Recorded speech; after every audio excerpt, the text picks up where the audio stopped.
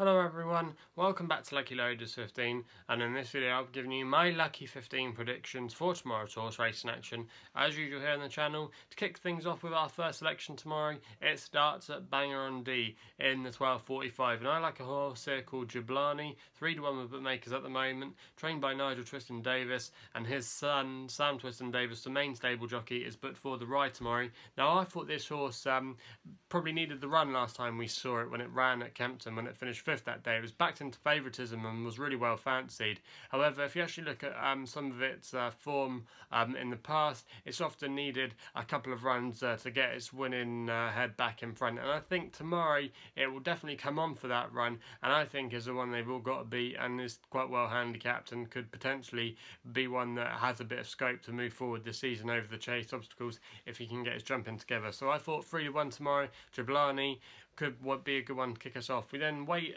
till the 1:40 at Ayr with our second selection with a horse called John Williams, trained by Sandy Thompson, and Rachel McDonald is able to claim 5 here. Currently 4-1 with bookmakers at the minute.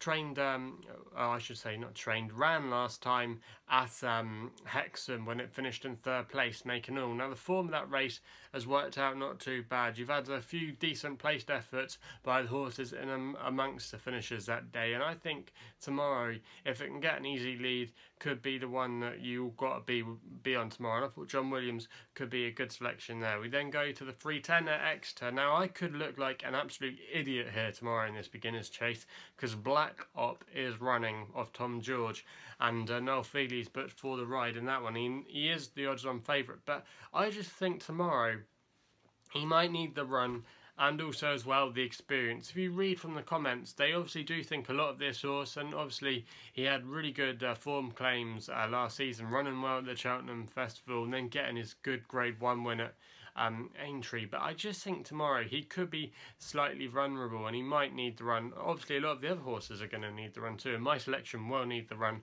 But if you actually look at this race in the last couple of years, you've had odds-on favourites that have been turned over. You had Yanworth last year, and also as well in 2016 you had a Paul Nicholls runner that was very short, turned over. So it's a race where shocks can happen, and if you read from the comments, they haven't been able to get out on the grass and really school him too much, Black Ops. So I think tomorrow it'll come on from the experience. And also as well, they said they didn't know where they were going to go after Exeter tomorrow. They haven't really named any future targets, even though he is obviously prominent in the JLT. He maybe could even go for the Arkle, or who knows, even the RSA. But he is fancied at the moment quite strongly to go to the Cheltenham Festival and be a decent candidate for a lot of people. But I think tomorrow he could be vulnerable with what the connections have been saying. So for me, I like the horse here, and you have to pronounce the, forgive the pronunciation, the French pronunciation of Sully de Oka.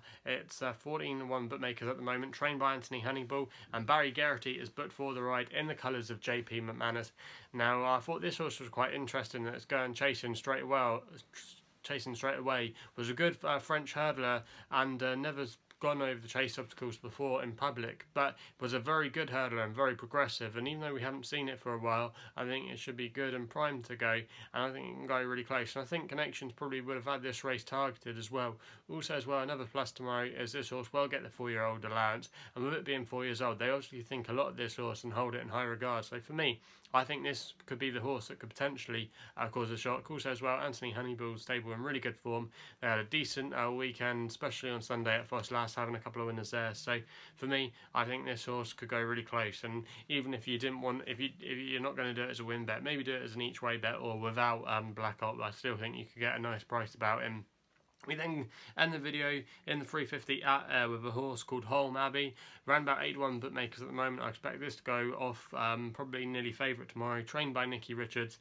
Danny McMenamin, who's putting up as a conditional jockey at the moment, is riding quite well. Claims 7 here. Now this horse is out of the family of Grey Abbey, which is a good family to be related to. He was a really good horse for Connections.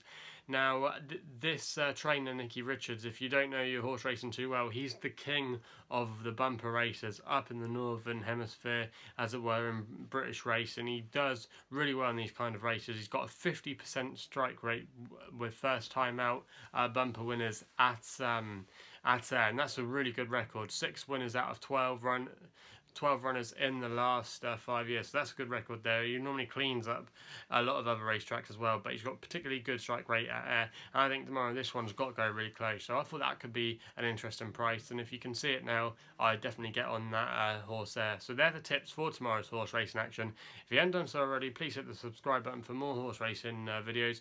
You can also follow me on Twitter as well. My handle is @LuckyLoaders15, and that's all I got to say, so please gamble responsibly. Hopefully we can have some winners tomorrow, and we'll be seeing you soon.